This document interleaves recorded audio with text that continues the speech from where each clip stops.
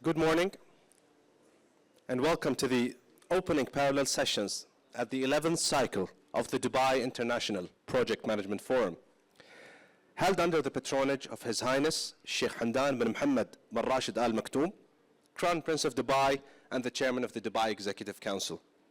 Held under the theme of bridging communities, DIPMF is the most celebrated regional and global event focused on promoting the role of exceptional project management in delivering projects that not only increase the quality of life, but projects that make a difference in societies. DIPMF highlights international best practice in strategy, innovation, and management that transforms the way projects can create long-lasting sustainable impact. For the next 60 minutes, we will hear from those leading the way with jobs of the future. Both of our speakers will speak for 30 minutes each, and will allow a few minutes at the end of their presentation for questions. I'd like now to welcome our first speaker for the Jobs of the Future parallel session, Kashia Barlak, Learning Program Manager at Johnson Controls. Kashia Barlak brings 2 decades of experience leading technical and project management teams through complex challenges with clarity, empathy, and purpose. She believes that high performance comes from continuous learning and a shared sense of purpose, and she works to nurture both in every team she leads. Please join me in welcoming Kashia. Thank you. I do have my mic, thank you. Good morning, everybody. It's a much bigger crowd than I expected so early in the morning, so thank you for taking time and joining my session. I think my introduction slide has been taken away from me. So how about we just jump into the discussion. So when I was invited to speak at this event, I was on cloud 9. In the last few years, I focused on sharing my leadership journey, and with some mentoring programs and speaking events, I thought I had my message all figured out. My script was ready, my slides were polished, my preparation was complete. And then the twist came in. I was put into Jobs of the Future category instead of leadership. And for a moment, my brain froze. This wasn't my focus. I didn't want to talk about tools and optimizations. I started questioning if I can even tailor my message to present in this category. Until I looked back at the presentation title and I smiled. A moment of clarity, going back to making meaning in motion. So I stopped overthinking. I sat down and I did exactly what the session meant to inspire in the first place. I adapted. So I chose most meaningful moments from the 20 years of my life history to show you how I shaped the way I lead my teams. When I started my career 20 years ago, a leader was someone who was leading everybody from the top. Mr. Know-it-all, providing clear instructions and guidance and expecting predefined results. That's how my old leaders operated. And I admit, for a moment, I followed those guidelines tools, simply because I didn't know the other way. That was until I met Anna. She was a director in another department in our company for a long time. She was brought in as a new production director to change the most escalated customer into a success story. So of course we expected predefined rules and step-by-step instructions. What we didn't expect is for her to start the first meeting with the team with this one statement. I don't know what you are doing. How about you show me, and together we figure out the way to win the customer back. Yes, we were speechless. So we did exactly what Anna suggested. In the next few months, we've been testing solutions on the way, checking every step of the process, looking for roadblocks, and testing the best solutions together. And slowly but steady, The results started speaking for themselves.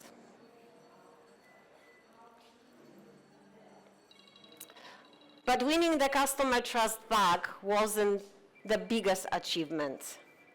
It was the collaboration and growth that Anna fostered that helped us achieve the first green score. We celebrated with a huge cake, and that was the beginning of the unspoken tradition in our team. But just like Anna became my first mentor and best friend, her approach became the foundation of how I led all future teams. But there was still one major lesson missing. In 2019, I was offered opportunity to lead a team of new project managers in a new company. So within the first few days, I shared Anna's stories with them, and they jumped on the opportunity to test it together. Over the next few weeks, we were defining our ideal environment, one that would allow us work smarter, not harder, add value in all actions, tailor communication channels to minimize the noise and maximize the message, and keep each other grounded in a remote environment. Once it was ready, we were eager to test it in the real projects. Oh, so by the way, we called it a Dream Team Manifesto. Once it was ready, we were eager to test it in the real projects. We had a plan, a purpose, and a full confidence in the road ahead. At that moment, we felt unstoppable. What we didn't know was the world will put our manifesto to the ultimate test, because March 2020 pandemic changed everything. The projects were put on hold. Anxiety was spreading around us. But rather than standing still, we adapted. Instead of new projects, we took some escalated ones. We redefined our priorities, putting well-being at the top. And we added space for the real conversations, not only about work, but staying connected and making sure that everyone showed up, both physically and mentally. In the middle of the pandemic, emotions were flying high, and it took a toll on the projects as well. I'm not going to lie, mistakes still happened. But the manifesto principles keep us grounded, keep the reality in check, and help us quickly act and minimize the impact and maximize the value. And the value was undeniable. In just 12 months, our team steered 7 major projects back on track. We were assigned 10 new projects. We gained over 30 official recognitions from the customers and leadership teams. We promoted 3 project managers to senior roles. And we welcomed 4 new team members to adapt to the growing demand, all in the middle of the pandemic.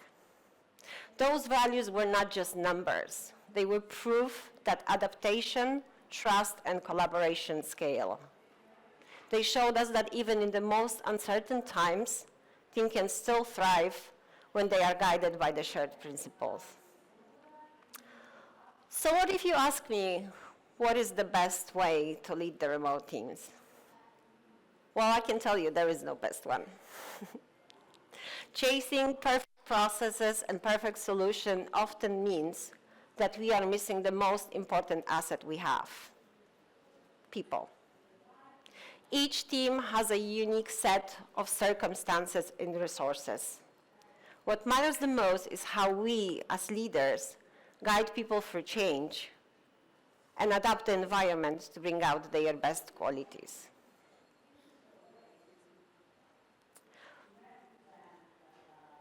Now is the hard part. It's not only about winning in the moment, but how we prepare the teams for the future. For me, that translates into leadership in motion, with 6 main core focus areas. Trust in motion. How do we show up authentically when the clarity is missing? Clarity in motion. How do we guide the team through shifting expectations?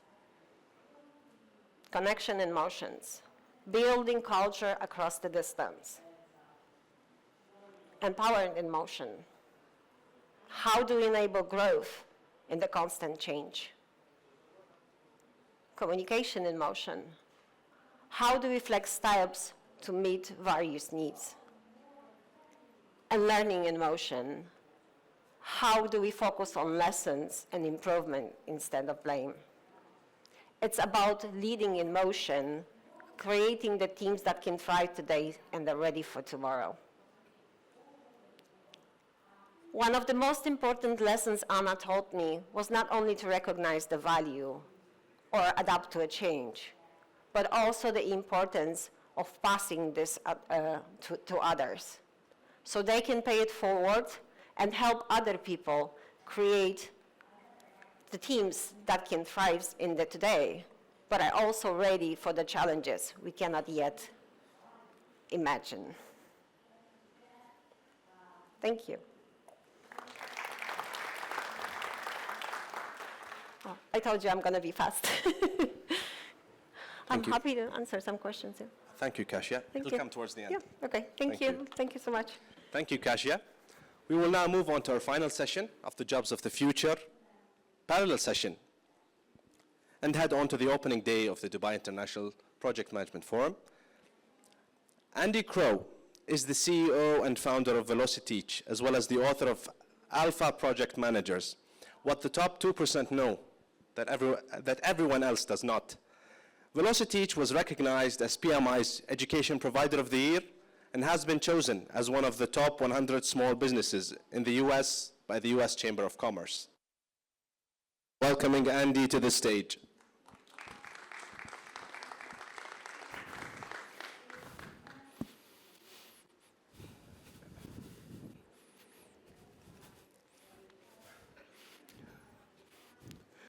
Good morning. I was getting fitted for my microphone, so it took me just a moment. It's a true pleasure and an honor to be here. This is my first trip to Dubai. My name is Andy Crow. I work with a company called VelociTeach. My home is in Atlanta, Georgia. So many of you know Atlanta only by the airport. There's much more to Atlanta than just the ATL airport. A little bit about me as we get started. I'm passionate about a few things in my life. One of them is I recently became a grandfather, and so that's a good thing. And yeah, thank you.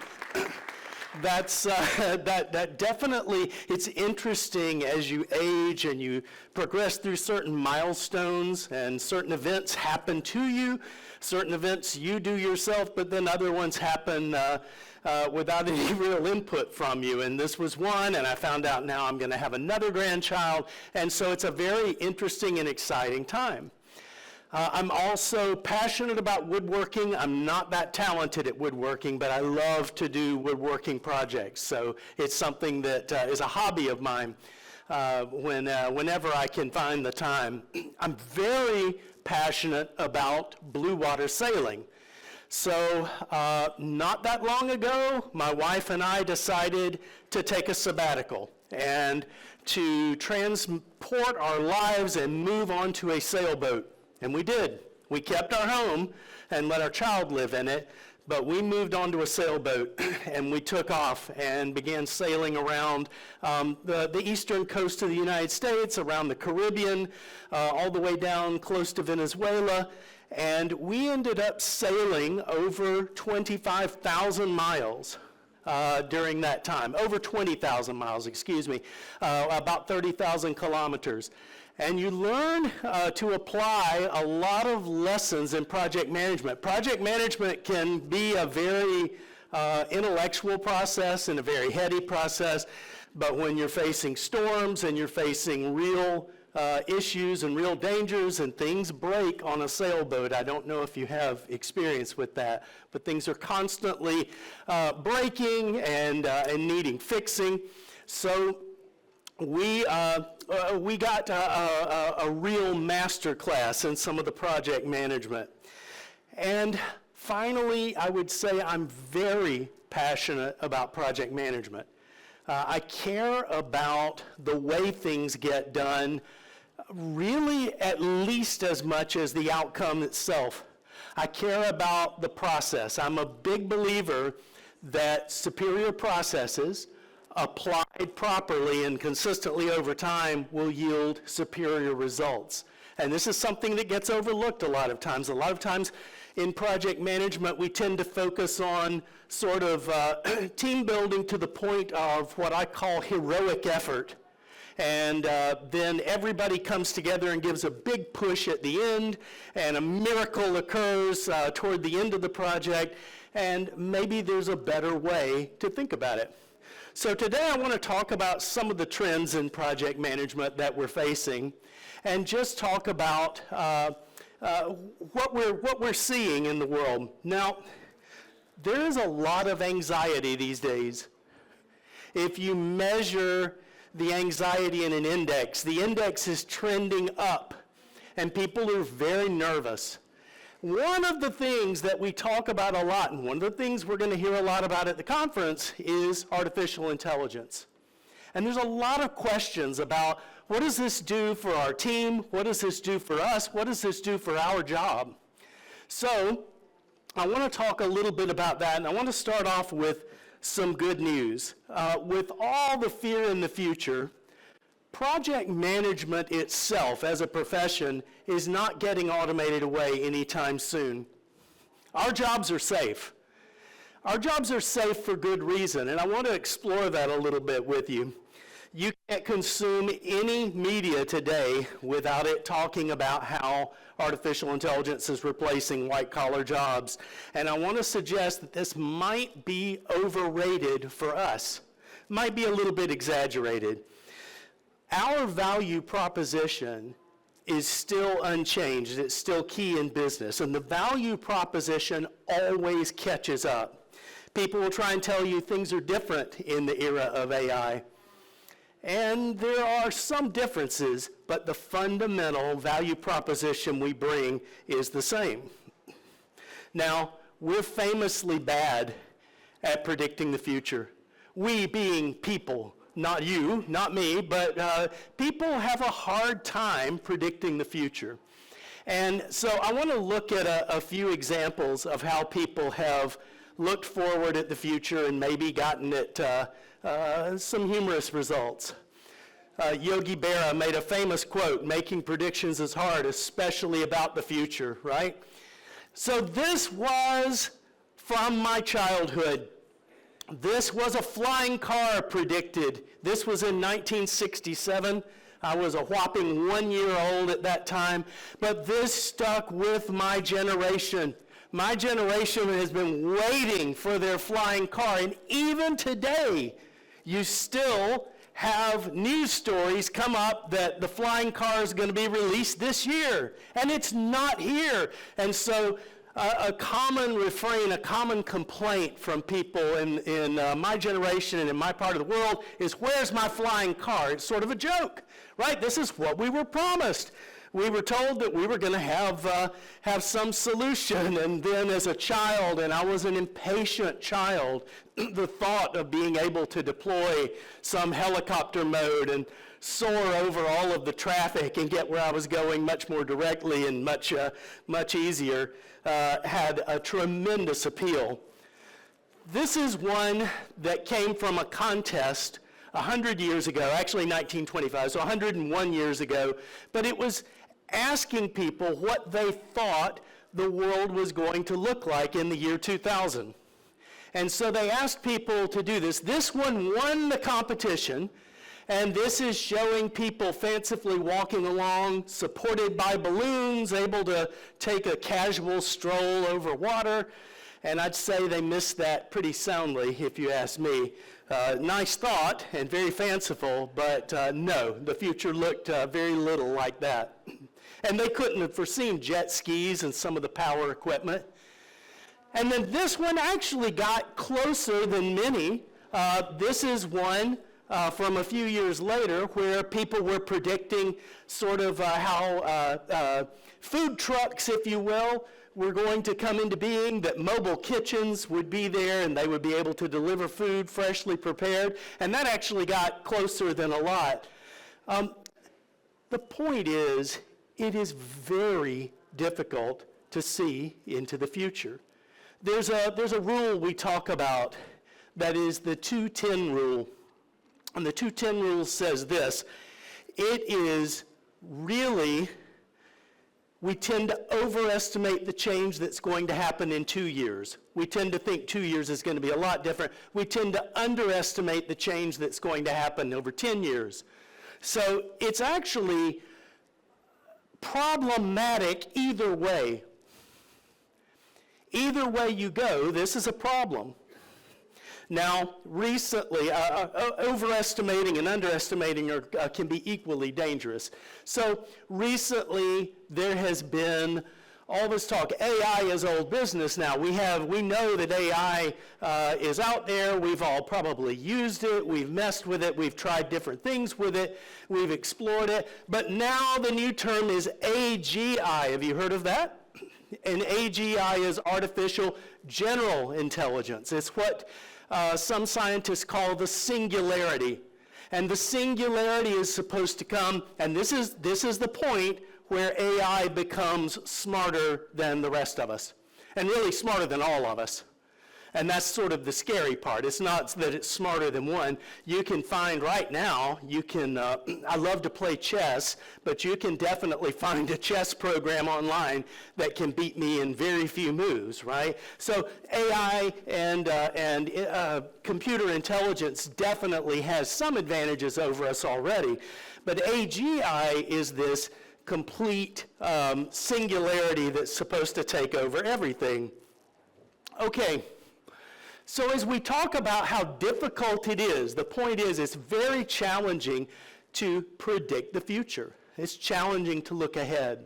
So I'm going to suggest to you there might be a better way for us to navigate the change that's occurring around us. I want to suggest a better approach, and instead of trying to predict the future, that we use organizing principles to help us rather than firm rules or sort of wild predictions. So organizing principles to guide our next steps. And I'm going to give you 4 that I use in this. Now, I'll give you one small caution here, is that as I'm going through the 4 organizing principles that I use, individually, these might not be optimistic. But taken together as a whole, I think they are. So if you look at it and you say, wow, this Andy guy is really down on the future, that's not true. I'm actually very excited about the future and very positive about the future. You just might not get that if you read each one of these individually. So let's talk through them. Number 1 is going to be conflict. Number 2 is complexity, and I'm going to unpack each of these. The 3rd is scarcity, and the 4th is the trust economy. Let's talk through these. Let's talk about conflict as a growth industry. Now, some of you in this room are very optimistic by nature, right? You're happy, you look forward to the future, you get up every morning with a smile, and you can't wait to open the news to see what good things have happened, and I need people like you in my life, because that's not how I am.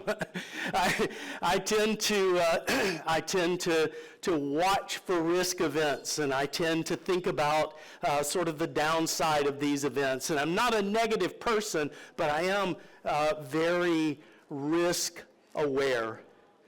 And so, as we talk about this, one of the things is conflict as a growth industry. I believe that we can work toward a world with reduced conflict. I think we should work toward a world with reduced conflict. But I also believe realistically that as our population continues to grow and as resources continue to stay somewhat static, that becomes a challenge, right? Conflict is naturally a growth cycle. And people seem to be able to find a reason not to get along with each other. Now, there are two things that obviously will help with that. One is finding solutions. Okay, so you see when land fills up, then very smart people begin to build up, right?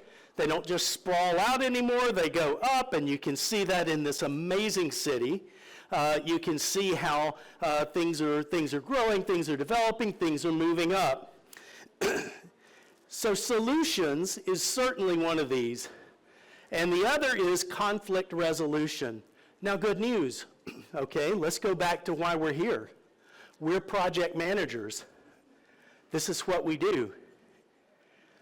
We come up with solutions. We find solutions, right? Conflict resolution, that is one of our core job descriptions. We're able to help people focus on the end result. So it sounds almost like a job posting for a project manager to me. Years ago, there we go. My clicker was not obeying for a second. The second organizing principle is that complexity is increasing. Now, this doesn't always work in our favor, and I'll tell you as I go through this. Complexity increases the surface area for problems. Okay? The more complex something is, the more prone it is to problems. Years ago, I was helping my oldest son start a business, and he was working out of my office, sharing space. It had nothing to do with the work that I do, but one day he looked at me and he said, "Dad, what did people do before they were able to just send emails all day?" And it made me laugh because I have lived through that, as many of you have. Some of you, that's been your reality. You were born into the email time, and your work has been focused on email. But some of us had to do that beforehand, and we actually remember inter-office memos and things like that. Bitcoin really has only been around a few years. The first selfie was not taken that long ago. And so this idea that technology is changing, and as it's changing and changing so quickly, it's increasing complexity. But complexity is dangerous. Now we've come in with artificial intelligence, and I want to focus on that for a moment, because complexity has a downside, but it also has an upside and an opportunity for us. So the downside, it increases risk. Those of you, how many of you in this room have worked on a complex IT project, information technology project? Okay, so about a third of the room. So for those of you who have worked on a complex IT project, you know the role that risk plays with the complexity. How many of you have worked on a complex engineering project? So several more. As you get into that, the more complex something becomes, the more prone it is to risk events. So it's not all good. Complexity has a good and a bad. But again, project managers to the rescue. Our job is to reduce and even orchestrate risk. Our job is to reduce and even orchestrate risk events. So here's a question I think we need to ask regularly.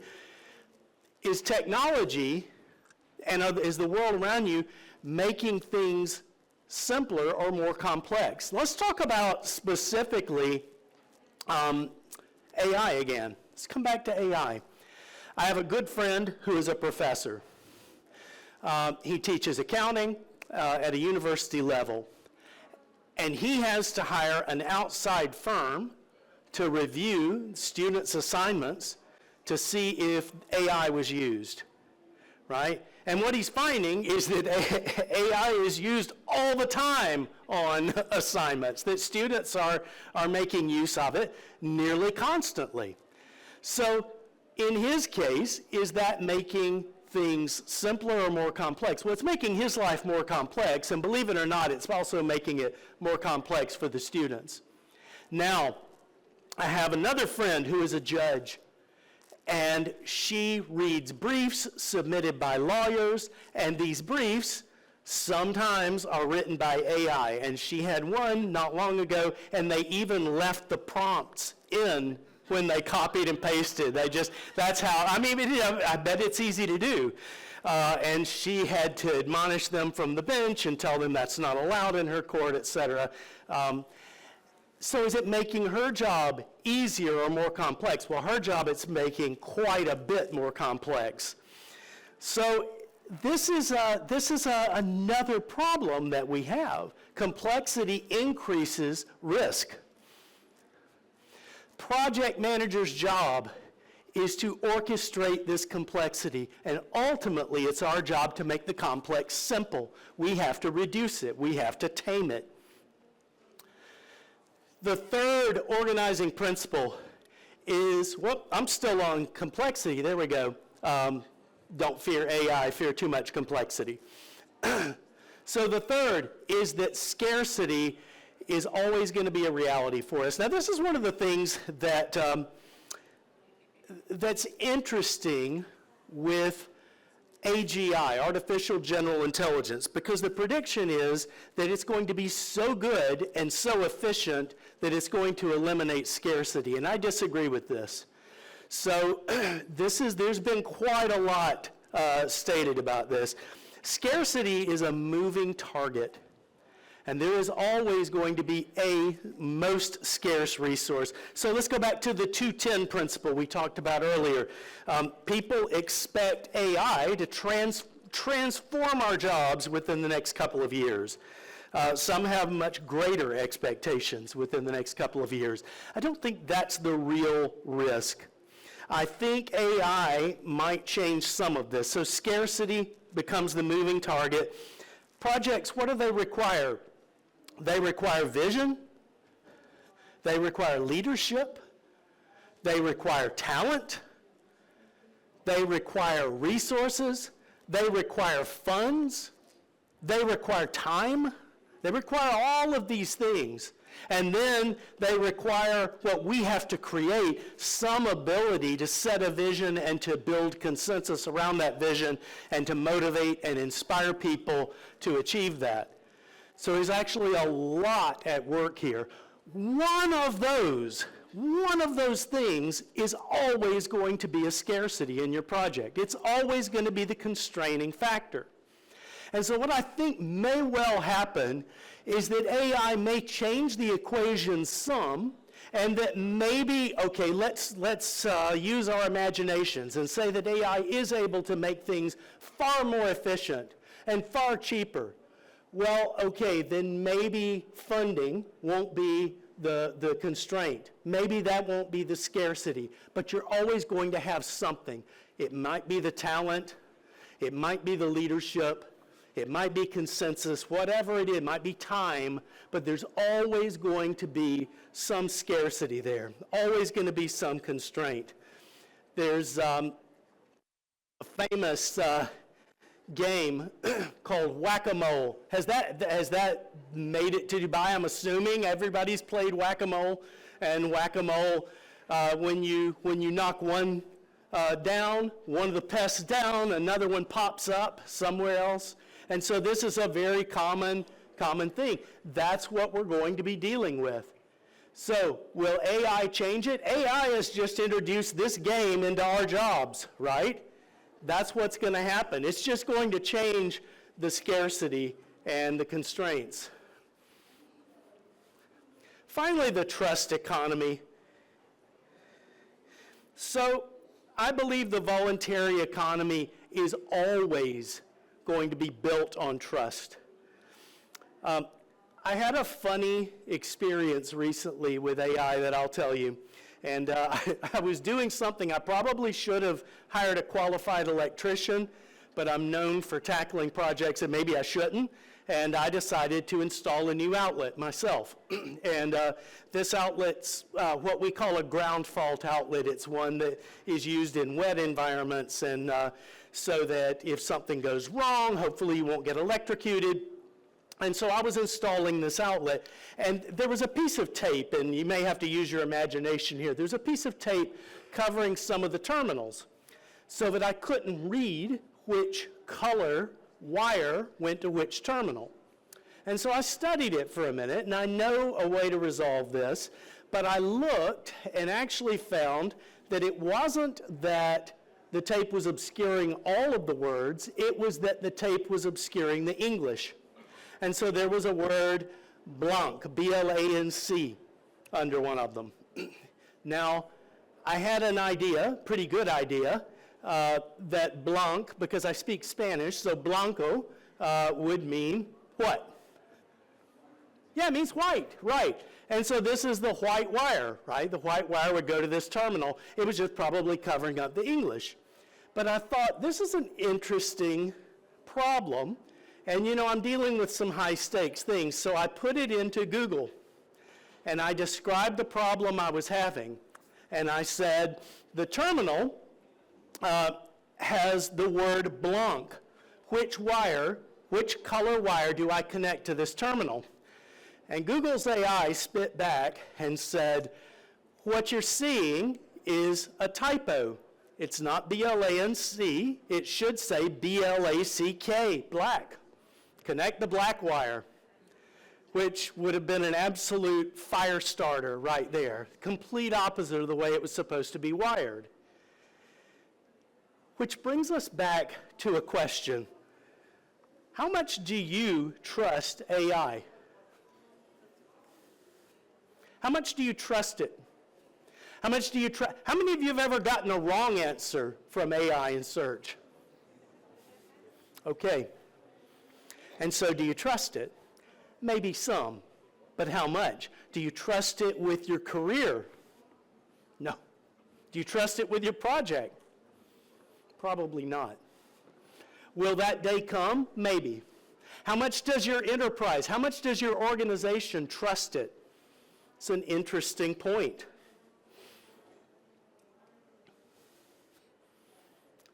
So, our job extends beyond predicting the future, fortunately, because we're really bad at it, okay? Fortunately, our job is to create the future. We're the tip of the spear for the ones who go out and affect change. You're the ones driving the engineering projects. We're the ones driving the technology projects, and we're the ones implementing the next steps. You learn to organize the forces of change and to use them to our advantage. Now, with that in mind, are there any final thoughts or questions or comments from your experience? Anybody want to share anything?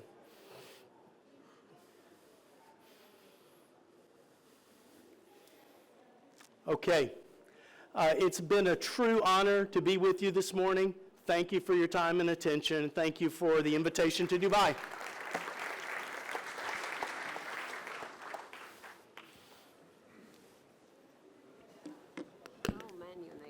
Thank you, Andy.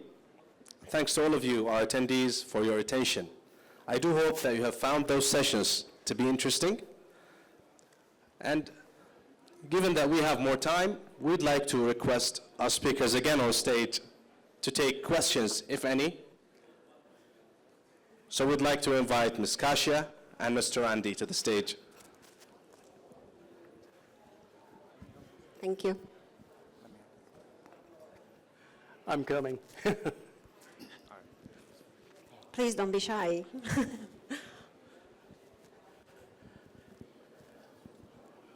Do we have any questions? Yes, we do have. Can we get a mic to the person? Thank you. And then it's going to be for you. Hi. Oh, we cannot hear you, sorry.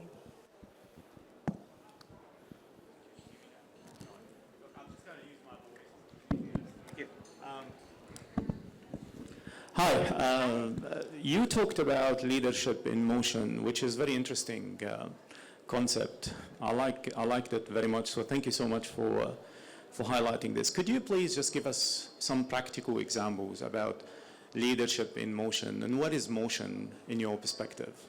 Well, I think we cannot just stuck in the moment. We have to redefine the priorities and redefine how we connect with the team, mostly on a daily basis. I think the biggest impact I got when I started listening instead of speaking. So when I start a meeting or have a conversation about the problem we have, I don't come with a solution, or I don't come with the predefined idea in my head. So I try to open myself to hear what the team members have to say, because they offer a different perspective, one that I cannot potentially predict as well. Thank you so much. Thank And you. to Andy, if I may. Andy, you talked about superior processes, which is also a very interesting subject, and you talked about automation and AI. Now, we know that automation is different than AI, because AI has an agency aspect to it. Do you see that agency aspect taking some of the jobs of the future when it comes to superior processes? I think that's an interesting question. I think there's no question that AI is going to take some of the jobs and some of the tedium out. It's going to be, I think we fall into that 2-10 rule again. And I don't think in the next 2 years there's a lot of worry about process being automated to the point where jobs are being taken away. Possibly in 10 years, possibly in 10. Yeah, thank you so much to both of you. Thank you. Can I ask a question? Go ahead. So all of us have different leadership styles. Given your leadership style, what are the biggest challenges you personally face as a leader? Doubt. I always doubt myself, and I try to keep the positive mindset, but it's sometimes very hard. I saw this morning when I got completely thrown out the loop when my overview of the career has been presented by somebody else. So, yeah, and I think the perfectionism as well, because I tend to make sure that everything goes smoothly, and sometimes you just have to have a conflict because it brings a different energy, and it also brings out the ideas that you might not create in the positive environment as well. Yes, we have a question. Hi. The presentation was very interesting for both of the speakers. I have a question. As the time goes and the technology evolves, it seems like project managers are required of a lot of hard skills. Like you have to know the generative AI, you have to master some kind of software, and Andy, do you think it's gonna increase and project managers would be like project engineers in the future? I expect so. I'm not excited about that. Well, and let me say this, that I think the focus on hard skills that's going to increase doesn't negate the importance of soft skills, which are tremendously important when you're working with human beings. They're not so important when you're working with generative applications, but they're very important working with each other and being able to persuade and being able to align people and to motivate and inspire them.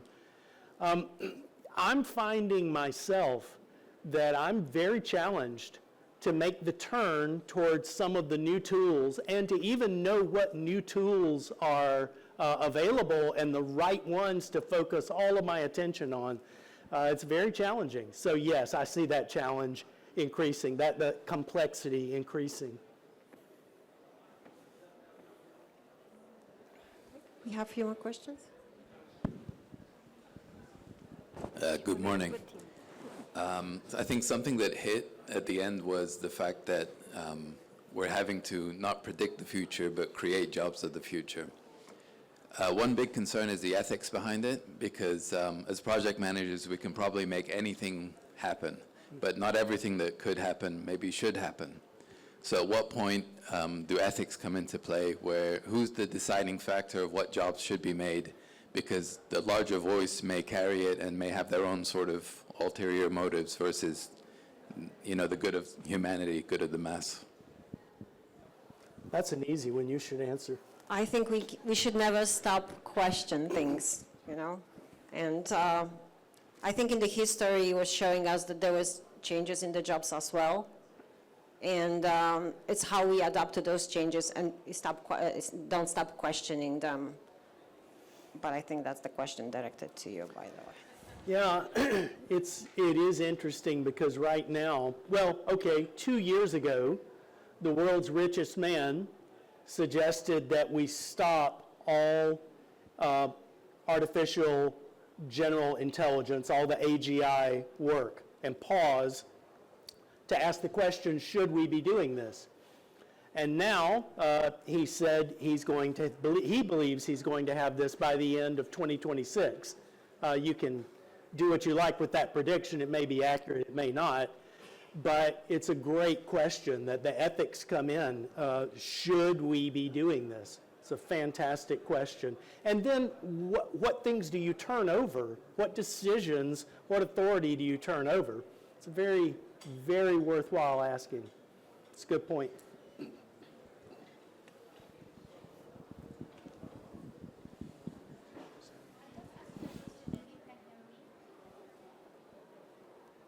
Maybe I will give you mine.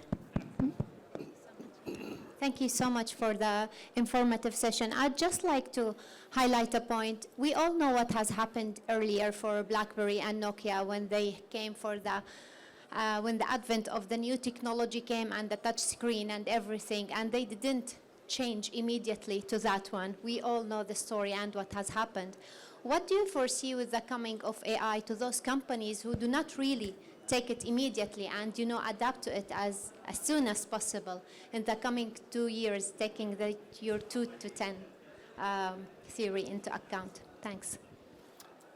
I think I'm a little out of step with many of my peers on this.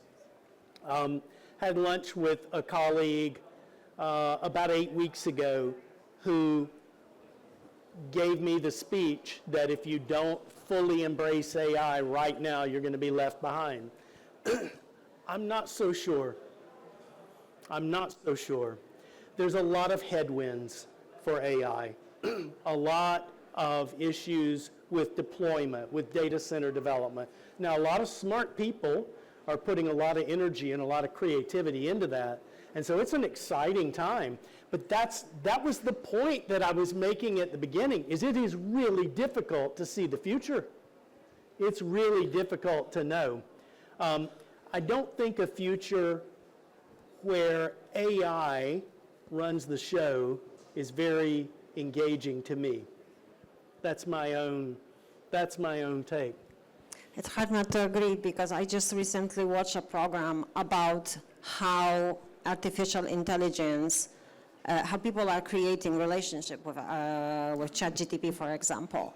And for me, who is focusing on human and values, is a scary thought as well. Thank you for a great question. Hi, it's a question to Andy. That you have in your the list of the management, the connection and communication to Andy. Ask that again, please. The man has put in our, the list of the management importance of Right. items that we have seen the connection and communication. Right. Actually, question to me, sorry. A question to her. Yeah, go ahead. Where still the AI should have replaced the gap, but still AI is also existing. The connection and communication also is an important. So that's, see, 3 jobs are existing still.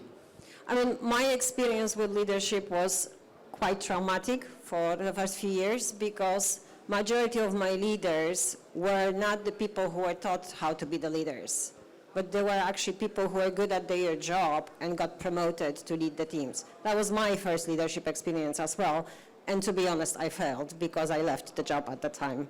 So I think we need to put emphasis on teaching how to communicate to the leaders so they can pass it on first.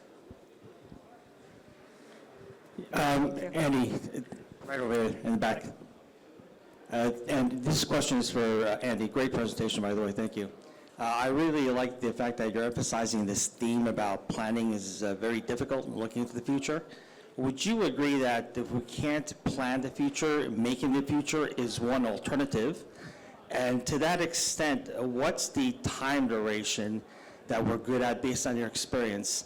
Just as a note, there's certain personalities out there, we know their name, they claim they're going to put 1 million people on Mars in 20 years. Like, I mean, it's really outlandish, right? It gets a bit far. So what are we good at? Are we good at 1 year, 2 years, 3 years, just based on your experience and observation managing projects? I think that's well stated. And let me just say this. The people with the outlandish visions, we're going to have complete self-driving cars, we're going to have people living on Mars. I also need people like that in my life.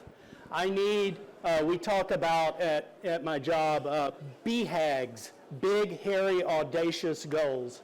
And that's what I want. I need somebody to set a big moonshot type vision. That said, I'm on the practical side of the equation, and I have to carry that out, and I have to build it, and I have to plan it. And so, yes, I think for me personally, I think I'm much more on the 3 to 5 year into the equation. 10 years out, we're going to be facing, in a lot of ways, a world that's very different. The world we're in today, it isn't unrecognizable from 10 years ago, but it's different. And I had one of those BlackBerries in the year 2000, and I loved it. I loved that keyboard. I loved it. I miss it.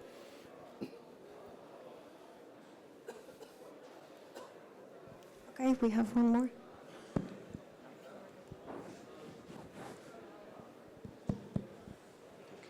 I think we'll take the last question for the day, or for this session, sorry. To both of you, thank you for joining this session. Thank you. The question to Andy related to the academics. I think many people who have acquired PMP, they know about your book, How to Pass PMP in First Try. I think I read this book in 2009, so still since then these books are coming, and now with the PMBOK and this AI, PMBOK 8th edition, which is launched by Pierre in Phoenix Global Summit, and now they said the exam pattern is going to change for the people who are going to appear for a PMP. What do you think about the artificial intelligence element in the PMP exam, or what do you suggest the professionals to acquire knowledge for facing the future? I think that's a very timely question. And so, yeah, I've done a lot of work with helping people prepare for the PMP. It's been an important part of my career. And I've got a book signing at 4. We're not signing that book, but I'm signing the Alpha Project Managers. I forgot to mention that earlier. So we don't really know what to expect yet. And we're having discussions every day about the very question you just raised, trying to figure out how does this fit? What's it going to look like? I think we'll know more in April, but right now there's more questions than answers. So yeah, it's a good question. Thank you. Thank you. Thank you all. Everybody.